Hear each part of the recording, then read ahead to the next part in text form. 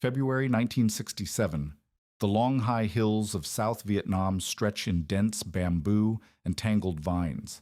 5 Australian soldiers step into the green maze at 0720. By 4 in the afternoon, they've moved 1,200 meters, 1 mile in 9 hours. American units sweep these same jungles at 2 miles per hour, calling in gunships, dropping artillery like rain.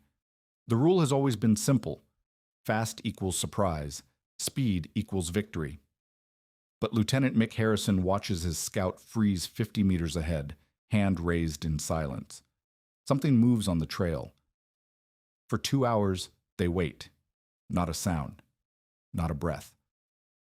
Then Harrison whispers into his radio, and 56 artillery rounds thunder down in 5 minutes. The enemy never saw them coming. The most feared unit in Vietnam wasn't the fastest or the loudest. It was the one that learned to crawl. The jungle pressed against them like a living wall. Lieutenant Mick Harrison pushed through a curtain of vines, his boots sinking into the black mud of the long high hills. Behind him, 4 men moved in a rhythm so deliberate it seemed choreographed. 2 scouts 50 meters ahead, himself and the medic 100 meters back, rear security 75 meters behind that. They had been moving for 3 hours and covered maybe 400 meters. By American standards, they were crawling. Harrison paused, checking his map against the terrain. The rubber plantation should be 800 meters northeast, but in this green cathedral of bamboo and mahogany, 800 meters might as well be 8 miles. He could hear Sergeant Red Taylor's breathing somewhere ahead, a whisper of movement through the undergrowth. Private Blue Mackenzie shifted behind him, the metallic click of his medical kit barely audible. Everything here was measured in whispers. The conventional wisdom said they were doing it wrong. Just yesterday, a company from the 1st Infantry Division had swept through a grid square 5 kilometers north in 90 minutes. Heliborne insertion at 60 knots, boots on the ground, sweep and clear. 120 men moving fast, calling in artillery prep fires, demanding the enemy show themselves. That was how you fought a war. Speed, mass, firepower, the American way. But Harrison had been watching the results. The big sweeps triggered contact maybe 1 time in 10. The enemy heard the helicopters coming from 5 kilometers out, melted into tunnels and spider holes, waited for the storm to pass. Then they came back. Always they came back. The radio crackled softly against his ear, Taylor's voice barely above a whisper. "Boss, we got movement. Fresh tracks, maybe 6 individuals, heading northeast toward the plantation." Harrison felt his pulse quicken. This was it. This was why they moved like ghosts through the green maze, not to announce their presence with rotor wash and radio chatter, but to become part of the jungle itself, to catch the enemy when he thought he was alone. "How fresh?" Harrison whispered back. "Dew's still wet in the heel prints. Maybe an hour, maybe less." An hour. The enemy was close, probably moving toward one of their supply caches in the rubber trees. Harrison studied his map, calculating angles and distances. If the tracks were heading northeast, they would cross the stream bend in maybe 300 meters. Perfect ambush country. Natural choke point, limited visibility, nowhere to run. "All stations, this is 2-1 Alpha," Harrison spoke into his radio, using the patrol's call sign.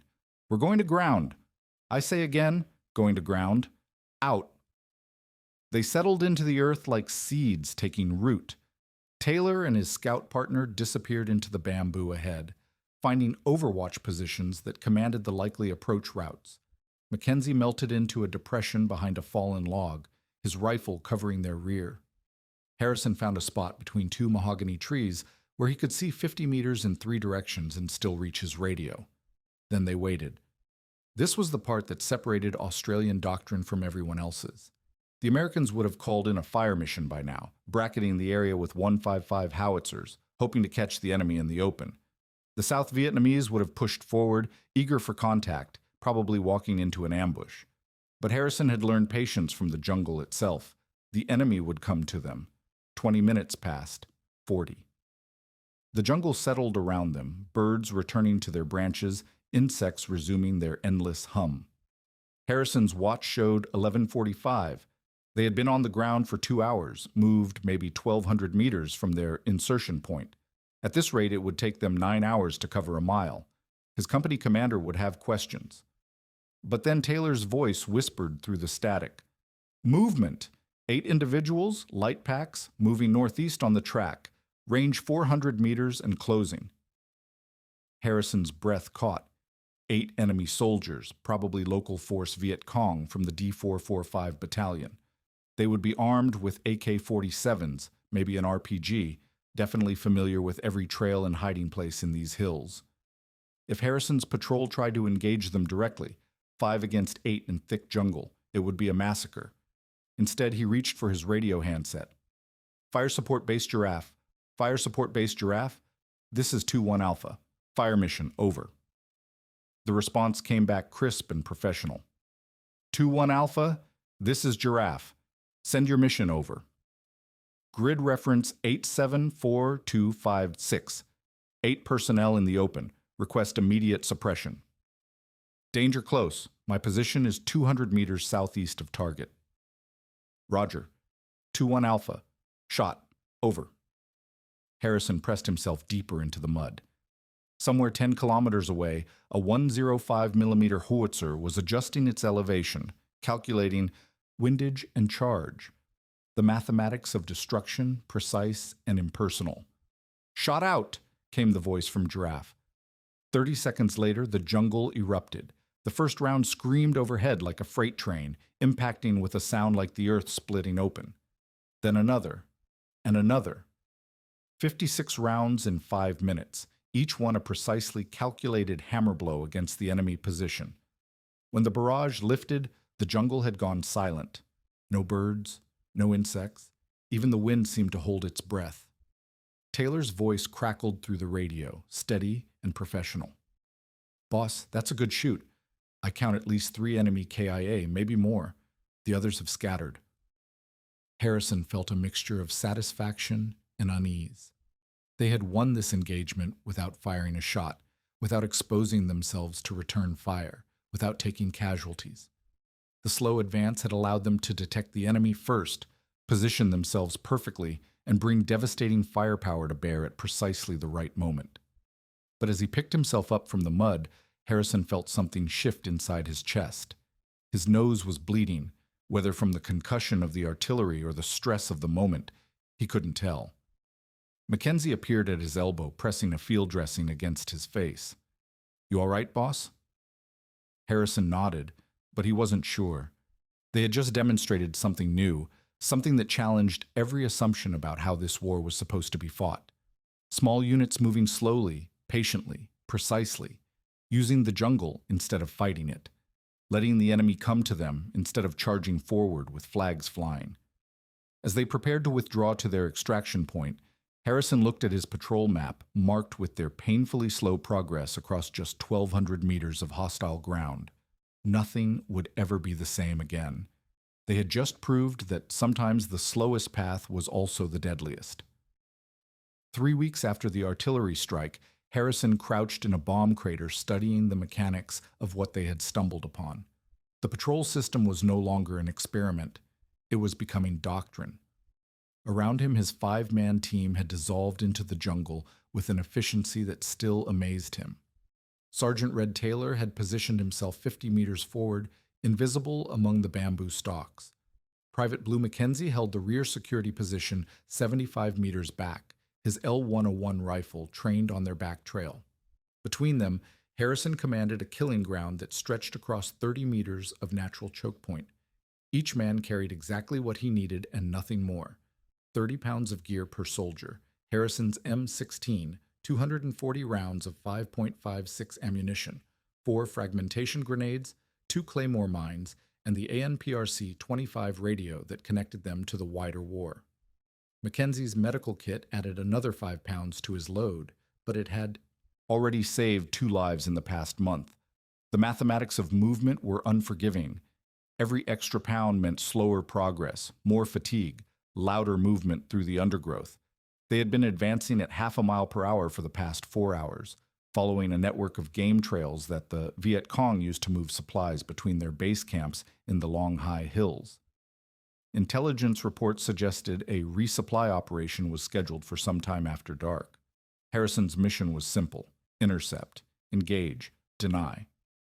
But the execution required patience that went against every instinct trained into conventional infantry. The radio whispered against his ear, Taylor's voice, calm and precise. Movement on the trail. 4 individuals, light weapons, moving southeast at approximately 40 meters per minute. Harrison checked his watch. 15:30 hours. Still 3 hours until sunset, but the enemy was moving early, probably trying to avoid the Australian patrols that had been disrupting their schedule for weeks. He keyed his radio twice in acknowledgement, the double click barely audible. The Viet Cong were adapting. Intelligence intercepts showed that the local D445 battalion had changed their movement patterns, avoiding the main trails after 1900 hours, splitting into smaller groups, varying their routes. But adaptation worked both ways. Harrison's patrol had learned to read the jungle like a book, interpreting broken twigs, disturbed earth, the subtle patterns that revealed human passage through seemingly untouched wilderness. Mackenzie's voice crackled through the radio net. "Boss, I've got additional movement to our rear. Looks like a blocking force, maybe 3 individuals trying to cut off our withdrawal route." 7 enemy soldiers. The numbers were shifting against them, but Harrison felt no panic. This was exactly what the patrol system was designed for. Instead of charging forward into an engagement they couldn't win, they would use their greatest advantage: invisibility. "All stations freeze in place. Let them pass. We'll track and engage on our terms." Minutes crawled by like hours. Harrison could hear his own heartbeat, the whisper of wind through the canopy above, the distant sound of artillery from fire support base Giraffe, conducting routine harassment fires 10 kilometers to the north. But no human sounds. The enemy had stopped moving, probably sensing something wrong, but unable to identify the threat. This was the psychological warfare that conventional tactics missed entirely. Large American units announced their presence with helicopter noise, radio chatter, the metallic clank of equipment. The enemy heard them coming and prepared accordingly. But Harrison's patrol moved through the jungle like ghosts, creating uncertainty, paranoia, the constant fear that death might be watching from behind any tree. Taylor's voice broke the silence. "They're moving again. 4 individuals passing through the kill zone now, range 20 meters.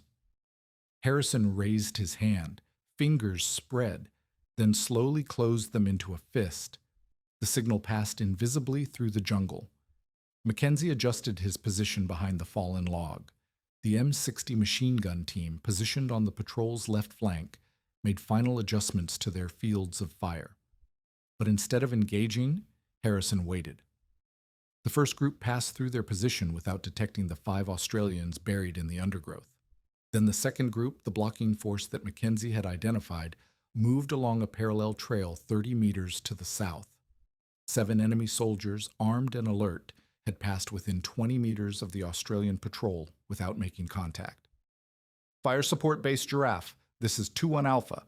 Fire mission. Grid reference 876248. 7 personnel in the open. Request immediate suppression." The artillery response came within 90 seconds. 12 rounds of high explosive, each shell containing thousands of steel fragments designed to shred human flesh within a 40-meter radius.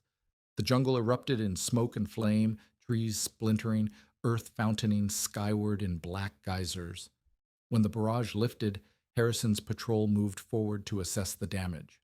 3 enemy soldiers killed outright, 2 wounded, 2 escaped into the deeper jungle. But more importantly, they had captured intelligence.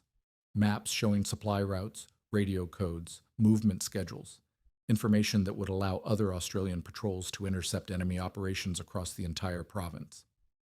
Mackenzie knelt beside one of the wounded Viet Cong soldiers, applying field dressings with the same professional care he would show to an Australian casualty.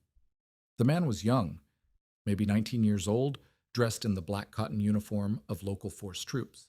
His AK-47 lay beside him in the mud, along with a canvas pack containing 30 pounds of rice and medical supplies. "He'll live if we get him to the aid station," Mackenzie reported. Harrison nodded. Prisoners were valuable, especially local force cadres who knew the terrain and the enemy's organizational structure. But evacuating a wounded prisoner would slow their extraction, expose them to counterattack, compromise their position for the next operation. The decision illustrated everything that separated the Australian approach from conventional warfare. Instead of measuring success in body count or territory captured, they measured it in intelligence gathered, supply lines disrupted, enemy freedom of movement denied. It was a war of small actions with strategic consequences. As they prepared for extraction, Harrison calculated the mathematics of their engagement. 4 hours of movement, 7 enemy soldiers neutralized, critical intelligence captured, 0 Australian casualties. Compare that to the American statistics: 50,000 rounds of small arms ammunition expended per enemy. Casualty: massive helicopter operations to achieve contact. Casualty ratios that favored the enemy in most engagements. The radio crackled with the approach of their extraction helicopter, a UH-1D Iroquois flying low and fast through the valleys to avoid enemy observation. Within minutes, they would be airborne, heading back to Fire Support Base Coral for debriefing and mission planning. But as Harrison watched the jungle canopy for the first glimpse of rotor blades, he realized they had proven something that would ripple through military doctrine for decades. Small teams, moving slowly, patiently, precisely, could achieve effects out of all proportion to their size. They had turned the fundamental equation of warfare upside down. In the jungle of South Vietnam, sometimes the slowest patrol was also the most deadly. The intelligence report landed on Harrison's field table like a bombshell. Captured documents from their last patrol had been translated, analyzed, and distributed to 1st Australian Task Force headquarters. The enemy's own words, written in Vietnamese script on rice paper, told a story that vindicated everything Harrison had believed about slow-moving patrols. Major Nguyen Van Nam, commander of D445 Battalion, had written to his superiors, "The Australian units are different from the Americans. They move like hunters, not like soldiers. Our men fear the silent footsteps more than the thunder of jets." The document was dated 3 weeks earlier, just after Harrison's patrol had disrupted a major resupply operation near the rubber plantation. Captain David Pearson, Harrison's company commander, stood beside the table reading the translation with undisguised satisfaction. For months, brigade headquarters had been pressing for larger operations, company-sized sweeps that would generate more dramatic contact reports. The slow patrol system seemed too passive, too patient for commanders accustomed to decisive action. "Look at this section," Pearson said, pointing to a paragraph near the bottom of the document. "Nam says his porters are refusing to move during daylight hours. They're convinced Australian patrols are watching every trail." The psychological effect was exactly what Harrison had hoped for. By moving invisibly through the jungle, by striking without warning and melting away again, the 5-man patrols had created an atmosphere of constant threat. The enemy no longer owned the night. They no longer moved with confidence through terrain they had controlled for years. Statistics from 1st Australian Task Force operations told the same story. In the past 6 months, Australian units had initiated contact in 90% of engagements within their tactical area of operations. Compare that to American forces, where the enemy usually chose the time and place of battle. The Australians were hunting. The Americans were being hunted. But the most telling numbers came from ammunition expenditure reports. Harrison's M16 averaged 232 rounds per enemy casualty. Mackenzie's L101 rifle performed even better at 187 rounds per kill. The M60 machine gun, used sparingly but precisely, required only 495 rounds to neutralize each enemy soldier. American forces were expending 50,000 rounds of small arms ammunition per enemy casualty. The difference wasn't in equipment or training, it was in patience. The Australians waited for the perfect shot. The Americans sprayed bullets and hoped for hits. The proof came on a rain-soaked morning in late August when Harrison's patrol discovered something that changed everything. Moving through dense secondary growth 3 kilometers behind enemy lines, Taylor froze at a natural break in the canopy. His hand signal brought the entire patrol to ground, weapons trained on overlapping fields of fire. What they found was a complete Viet Cong base camp. not a temporary shelter or supply cache, but a permanent installation with bunkers, communication trenches, sleeping areas for at least 50 soldiers. Fresh cooking fires still smoldered. Personal equipment lay scattered around defensive positions. The enemy had evacuated recently, probably within the past hour. Harrison studied the camp through his binoculars, calculating options. A conventional response would call in immediate artillery, trying to catch any stragglers before they could escape, or request a company-sized assault, sweeping through the position with overwhelming force. Both approaches would generate impressive destruction, suitable for after-action reports and body count statistics. Instead, Harrison made a different choice.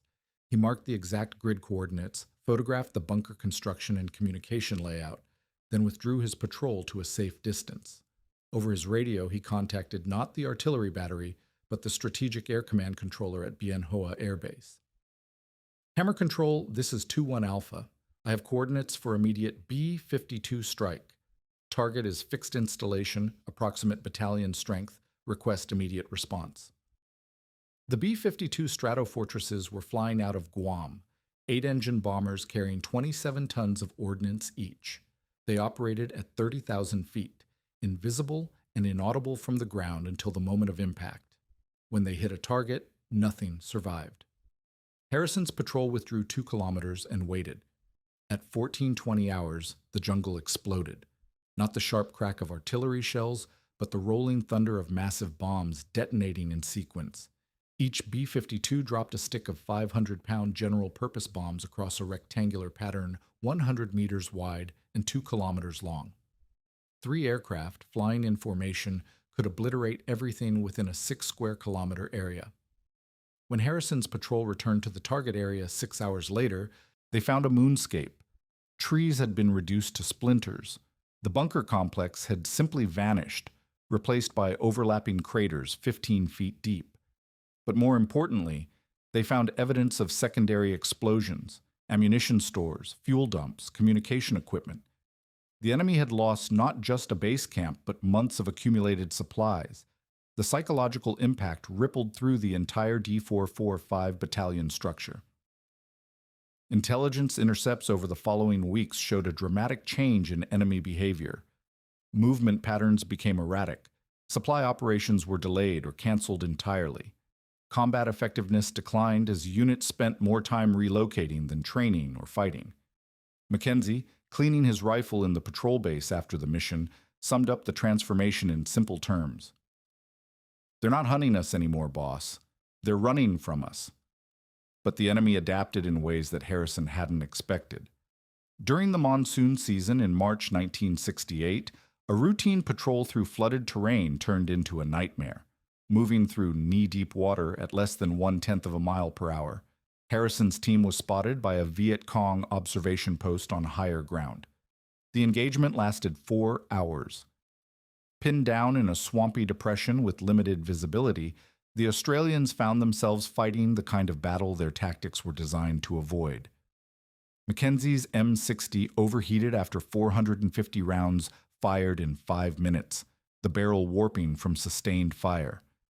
Enemy mortars bracketed their position, forcing them to crawl through muddy water that offered no concealment.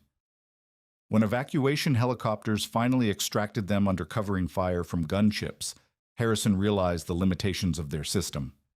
The 5-man patrol was devastatingly effective against enemy forces moving through predictable terrain.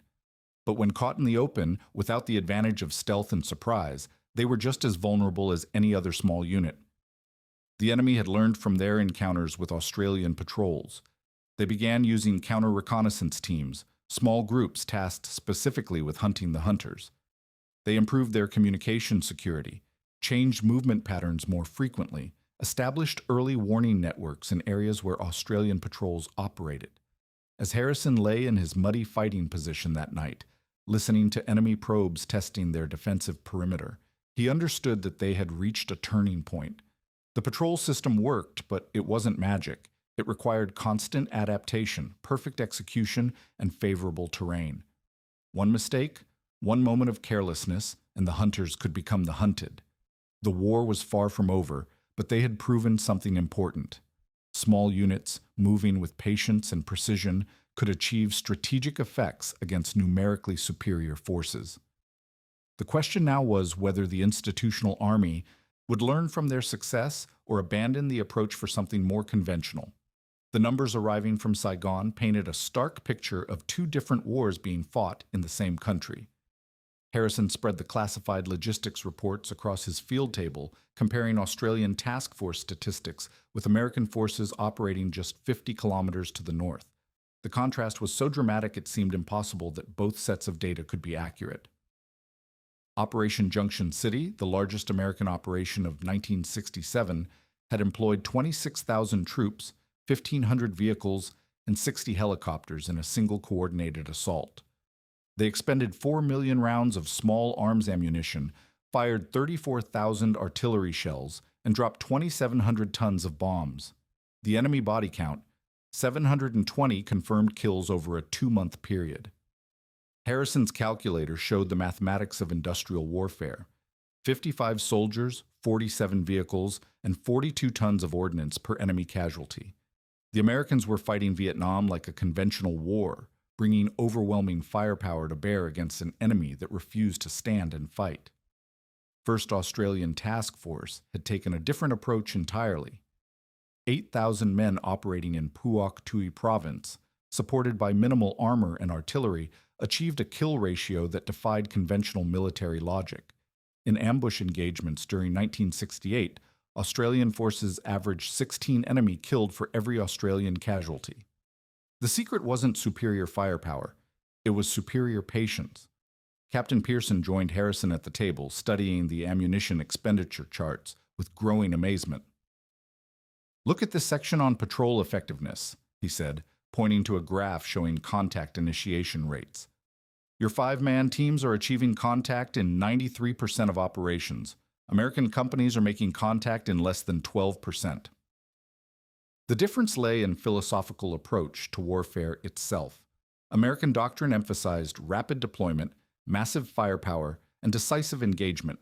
Get to the battle quickly, hit hard, withdraw to refit and resupply. It was warfare designed for industrial economies with unlimited resources and production capacity. Australian doctrine, shaped by jungle campaigns in Malaya and Borneo, emphasized economy of force and precision engagement. Move slowly, gather intelligence, strike only when victory was certain. It was warfare designed for smaller armies that couldn't afford to waste ammunition or accept heavy casualties. Harrison's patrol carried exactly what they needed for 6 days of independent operation. 18 kilograms of rations per man, 4 liters of water, 2 kilograms of explosives and mines, radio equipment, medical supplies, and ammunition carefully calculated for specific engagement scenarios. Total load, 30 pounds per soldier. They could move silently through dense jungle, establish ambush positions, and wait for days without resupply. Compare that to American company operations. 120 men required helicopter insertion, continuous radio communication, regular resupply missions, armored personnel carrier support, and artillery fire support from fixed bases. They announced their presence to every enemy unit within 10 kilometers, but they could bring devastating firepower to bear within minutes of making contact. Both systems worked, but they produced completely different results. The Americans fought a war of attrition, trading firepower for territory, accepting higher casualty rates in exchange for rapid tactical mobility. The Australians fought a war of patience, trading time for precision, accepting slower progress in exchange for devastating effectiveness. Mackenzie, returning from a resupply meeting at the task force headquarters, brought disturbing news from the higher command levels. Brigade commanders were growing impatient with the slow pace of patrol operations. They wanted larger engagements, more dramatic contact reports, operations that would generate newspaper headlines back in Australia. "Colonel Williams asked me how many enemy we've killed this month," Mackenzie reported. "When I told him about the intelligence we've gathered and the supply lines we've disrupted, he said that doesn't look good in the statistics." The institutional pressure was real and growing stronger. Military bureaucracies measured success in quantifiable terms: enemy killed, territory captured, missions completed. The subtle effects of psychological warfare, disrupted logistics, and degraded enemy capability were harder to measure, but potentially more decisive in the long term. Harrison understood the contradiction at the heart of their success. The patrol system worked precisely because it refused to conform to conventional metrics of battlefield effectiveness. By avoiding large engagements, by striking invisibly and withdrawing before the enemy could respond, by focusing on intelligence gathering rather than body count, they had achieved effects out of all proportion to their size. But those effects were difficult to explain to commanders trained in conventional warfare.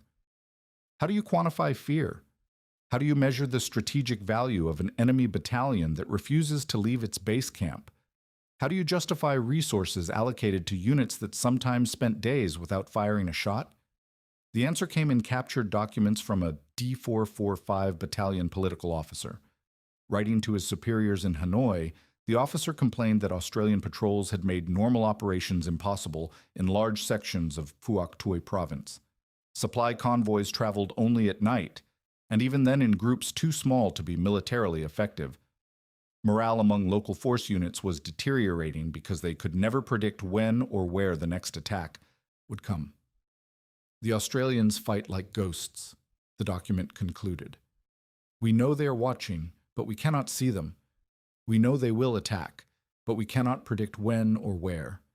This psychological pressure is more damaging to our operations than direct military engagement. Harrison read the translation twice, then passed it to Mackenzie. Here was proof that their methods were working, but it was proof that couldn't be easily converted into the statistics that satisfied higher command. The enemy was admitting defeat in areas where conventional forces showed no measurable progress. The moral dimension of their approach appealed to Australian values in ways that pure firepower demonstrations could not. The five-man patrols operated under strict rules of engagement, avoiding civilian casualties, respecting Geneva Convention protocols, using precisely calculated force against legitimate military targets. They were professional soldiers conducting surgical operations, not industrial warriors laying waste to entire provinces. When Harrison's patrol captured wounded enemy soldiers, Mackenzie treated their injuries with the same medical care he would provide to Australian casualties. When they discovered enemy supply caches, they destroyed military equipment but left rice and medical supplies for civilian populations. They fought a discriminating war that distinguished between combatants and non-combatants. But the strategic contradiction remained unresolved. The Australian government was beginning to question the entire Vietnam commitment. Public support was declining as casualty reports continued without clear progress toward military victory. The success of small unit tactics in Phuoc Tuy province was irrelevant if the larger strategic situation remained unchanged. As Harrison cleaned his rifle that evening, listening to distant artillery fire from American operations to the north, he realized they were fighting two separate wars. One was the tactical war in the jungle, where patience and precision were defeating larger enemy forces. The other was the strategic war in Canberra and Washington, where political considerations would ultimately determine the fate of all military operations. The five-man patrol system had proven itself in the crucible of combat, but institutional momentum was already shifting toward withdrawal. Their innovation would not be fully institutionalized, their lessons would not be completely absorbed, their tactical revolution would remain a footnote in military history, rather than a transformation of doctrine. They had changed one piece of the war, but the war itself was changing in directions beyond their control. The museum display case in Canberra held fragments of a war that most Australians wanted to forget. Harrison stood before the exhibit in March 1972, studying artifacts from 1st Australian Task Force operations in Phuoc Tuy province. His own patrol map lay under glass, marked with the slow, methodical tracks of five-man teams moving through jungle terrain. The caption read, Australian forces employed innovative small unit tactics in Vietnam, achieving high effectiveness with minimal casualties. Innovative. The word felt inadequate for what they had accomplished. Harrison touched the glass, remembering the weight of that map in his hands during operations when every grid square represented potential death. The museum visitors walked past quickly, more interested in the larger displays showing helicopters and artillery pieces. The story of the slow patrol was difficult to tell in static exhibits. Mackenzie appeared beside him, grayer now, but still recognizable as the medic who had saved lives in the long high hills. They had maintained contact over the years, meeting occasionally at veteran gatherings where the conversations inevitably returned to those months when they had perfected the art of invisible warfare. "Funny how they display it," Mackenzie said, nodding toward the exhibit. "Makes it look like ancient history already." Harrison understood the feeling. The war had ended badly for South Vietnam, American forces withdrawing in defeat, Saigon falling to North Vietnamese tanks in 1975. The tactical successes in Phuoc Tuy province seemed irrelevant against the backdrop of strategic failure. Their innovations had been overwhelmed by larger political and military forces beyond their control, but the real measure of their success wasn't in museum displays or official histories. It was in the veterans who had returned home, the soldiers who had learned to fight differently because of what happened in those jungles. British forces in Borneo had studied Australian patrol techniques. New Zealand units incorporated similar methods in their training doctrine. The lessons rippled outward in ways that would never be fully documented. Harrison walked through the museum, past displays of conventional military equipment, searching for some acknowledgement of what they had proven about warfare itself. The five-man patrol system had demonstrated that small teams, properly trained and patiently employed, could achieve strategic effects against numerically superior forces. But that lesson was buried beneath more dramatic exhibits about helicopter assaults and artillery bombardments. The breakthrough came in 1998 at a veteran reunion in Brisbane where Harrison found himself sitting across a dinner table from a man he didn't immediately recognize. The stranger introduced himself with heavily accented English and a firm handshake. "I am Nguyen Van Duc," he said. "I served with D445 Battalion in the Long High Hills." The conversation that followed lasted 4 hours and changed Harrison's understanding of everything they had accomplished during those months in Phuoc Tuy province. Duke had been a company commander, responsible for supply operations and local intelligence gathering. He remembered the Australian patrols with a mixture of professional respect and lingering fear. "We called you the ghost soldiers," Duke explained. "Never knew when you were watching, never knew when you would strike. My men refused to move during daylight hours after your patrols began operating in our area." The psychological impact had been even greater than Harrison had realized. Duke described a gradual breakdown of normal military operations as his units adapted to the constant threat of invisible Australian teams. Supply convoys were delayed or cancelled. Training operations were moved to areas far from Australian patrol routes. Combat effectiveness declined as soldiers spent more time looking over their shoulders than focusing on their missions. "Your slow movement was your greatest weapon," Duke continued. "Fast units we could hear, could track, could ambush. But your teams moved like the jungle itself, becoming part of the terrain until the moment of attack." Harrison felt a surge of vindication that had been missing for 26 years. Here was confirmation from the enemy himself that their methods had worked exactly as intended. The five-man patrol system hadn't just been tactically effective, it had been strategically decisive within their area of operations. But Duke also explained the limitations they had faced. The D445 Battalion had eventually adapted, developing counter-reconnaissance techniques, using multiple false trails, establishing early warning networks in areas where Australian patrols operated. The enemy had learned from their encounters just as the Australians had learned from theirs. "In the end," Duke said, "your success forced us to become better soldiers. The war taught everyone, on both sides." The conversation revealed the deeper truth about their innovation. The slow patrol system had been more than a tactical method. It had been a different philosophy of warfare, based on patience rather than aggression, precision rather than firepower, intelligence rather than brute force. In a war characterized by industrial-scale destruction, they had proven that surgical operations could achieve effects out of all proportion to their size. Harrison returned to Vietnam in 2003, part of a veteran pilgrimage organized by the Australian War Memorial. Flying into Tan Son Nhut Airport, he looked down at terrain that had been fought over by millions of soldiers, bombed by thousands of aircraft, scarred by years of industrial warfare. From 30,000 feet, the jungle looked peaceful, green, unmarked by the violence that had consumed it decades earlier.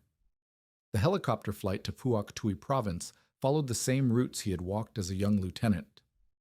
The rubber plantations were still there, though managed now by Vietnamese agricultural cooperatives rather than French colonial companies. The long, high hills rose in the same green ridges where his patrols had moved at 1/10 of a mile per hour, hunting an enemy that had learned to fear their patient approach. Standing on a ridge overlooking the plantation where they had achieved their first major success, Harrison walked the terrain at a normal pace for the first time in 36 years. 1 mile in 3 hours, fast enough to appreciate the landscape, slow enough to remember the lessons learned in this unforgiving classroom. The jungle had reclaimed most of the war. Bomb craters had filled with water and become ponds. Abandoned fire support bases were overgrown with vines and secondary forest. The infrastructure of industrial warfare had been absorbed back into the ecosystem, leaving few traces of the massive military operations that had once dominated this province. But the lessons remained. In military schools around the world, instructors taught the principles of small unit patrolling developed in these hills. Special operations forces studied the psychological effects of invisible reconnaissance. Counterinsurgency doctrine incorporated the patience and precision that Harrison's teams had perfected through trial and error. As he prepared to leave Vietnam for the final time, Harrison reflected on the paradox of their success.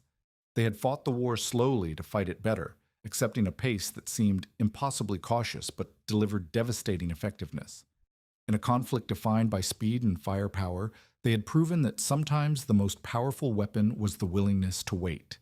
The 5-man patrol system had been a quiet victory in a loud war, a precise solution in a chaotic conflict, a patient answer to an impatient question.